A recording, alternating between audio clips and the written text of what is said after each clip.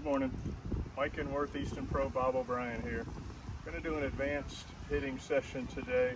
I'm going to call it hip-shoulder separation. Very important aspect of our swing.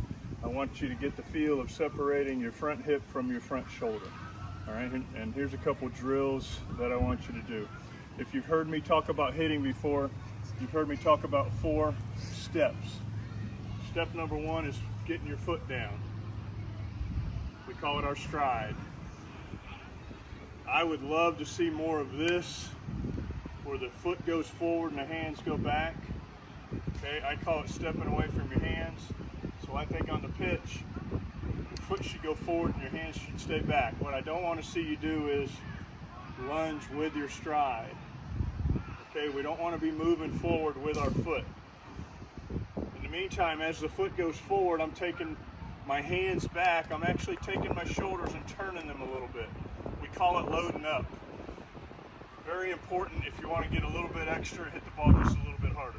So as the foot goes forward, the hands go back. It could be with a big leg lift.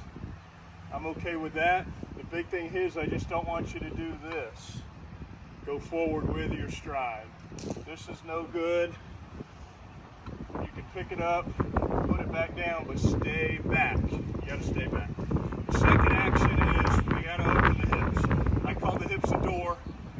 Right now the door's closed. In order to hit the ball hard, we have to open the door. We've got to be able to turn it 90 degrees. So in slow motion, here's what it's gonna look like. Step 1, pick it up, put it down. Step 2 is just turn the hips. That's it.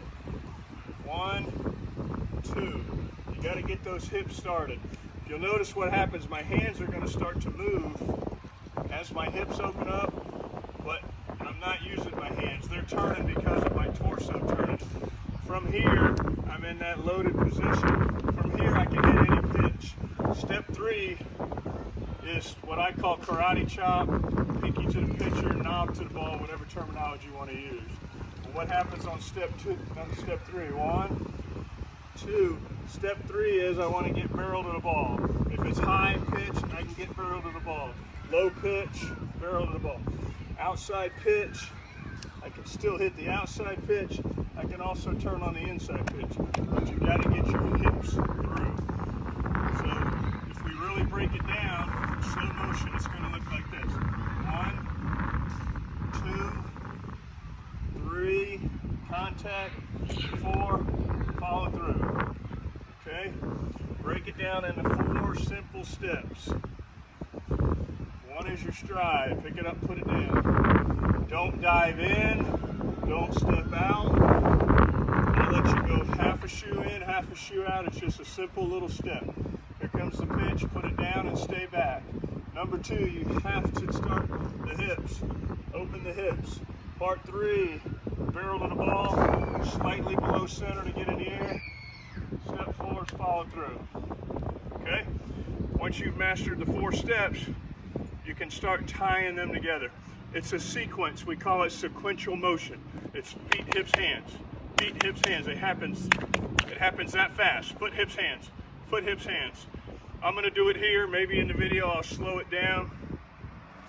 But the sequence has to happen in that order. Foot, hips, hands. Here it goes. Ready? Foot, hips, hands, follow through. After you've done that a couple times, then you can tie it all together. We do not stop once we get it going. Here we go. Pick it up, put it down, foot, hips, hands. That was ugly. Here we go.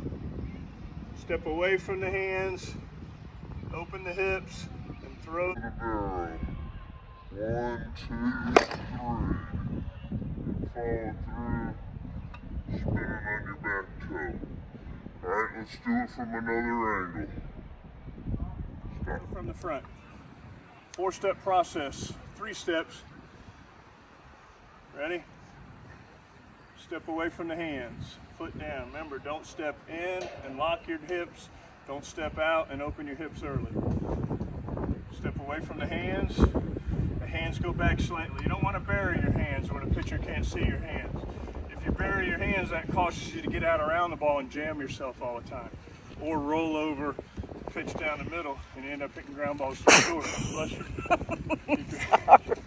Keep your hands inside the ball. So here's what it looks like. Step away from the hands, stay back.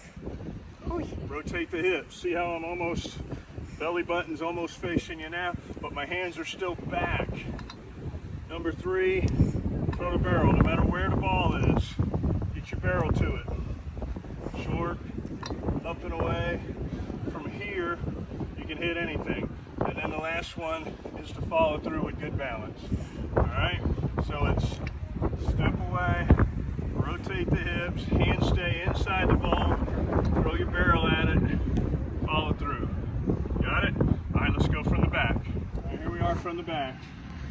I like to stand about 24 inches off of the board. I can still reach the outside corner. I got 24 inches to the board. The board's 19 inches wide. That's 43. I've got a 28 or a 34-inch bat plus my arms about 30 inches. I got plenty of reach to reach the outside corner. You don't have to dive into it. All right, so here we go. Nice and comfortable. Pick it up, put it down, stay back. Number 2, you got to turn the hips. That gets the hands started. Number 3, release the barrel. Release the barrel to the ball, no matter where it is. And then follow through. In fast motion, it's foot down, rotate the hips, release the barrel. 1. From here I can go hips and hands. Good balance. Drive that ball up the middle. Next thing we want to talk about is, here's the biggest problem we have is, if you don't separate your hip from your shoulder. I really want you to get this feel where the hips are going one way, but the shoulder's staying. What we don't want to do is open up both the hips and the shoulder at the same time. If you do that, we call that flying open. Some of you guys know what that's all about. We usually do it on the inside pitch. We overreact to the inside pitch and we pull that front shoulder off the ball. If we do that, we're going to end up hooking the ball foul, or we're going to roll over and hit it on the ground to the third baseman. Everybody understand that? So you don't want to lead with your shoulder. Your hands actually move your shoulder out of the way. So when we teach hitting, it's feet, it's hips, and it's hands. Don't fly open with the shoulder. All right, let me show you another drill that's really good to get the feel of this hip-shoulder separation. Come on out front. All right, here's a great drill to get you the feel of your hip and shoulders being separated. When we do that, when the hips go one way and the shoulders go the other way, you actually see the shirt here, it starts to wrinkle. Underneath that part of the shirt there is our oblique muscle. Our obliques are very important in causing the core of the body to rotate. So what we want to do when we hit is we want to put this muscle on stretch first.